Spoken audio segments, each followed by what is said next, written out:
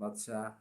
মাথা ব্যথা করে না ভাইয়া, ও আচ্ছা, বা তোমার মাথা ব্যথা করে, তুমি মাথা ব্যথা যদি করে তুমি শুয়ে আছো না বসে আছো আমি জানি না, তুমি একটা কাজ করো, তুমি প্রথমে এক গ্লাস ঠান্ডা জল খাও, ঠান্ডা বলতে আর কি নর্মাল, এক গ্লাস ঠান্ডা পানি খাও, চোখ মুখে পানি দাও, পানি দেওয়ার পরে তুমি একটা কাজ করো, তুমি একদম সোজা হয়ে বসো এভাবে, এভাবে আর কি শ্বাস নিবা, একদম বুকের ভিতরে শ্বাস নিবা, শ্বাস নিয়া 5 সেকেন্ড অপেক্ষা করো, যেন আমি দেখাচ্ছি এই যে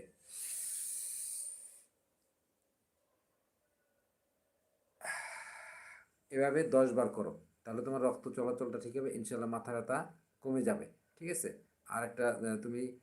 আলহামদুলিল্লাহ সূরা অর্থাৎ সূরা ফাতিহা আর 3 বার ইখলাস পড়ে অর্থাৎ কুল হুয়াল্লাহ 3 বার পরে পানিতে দম দাও, দম দিয়ে পানিটা খাও, ইনশাল্লাহ তোমার মাথা ব্যথা ছেড়ে দিবে।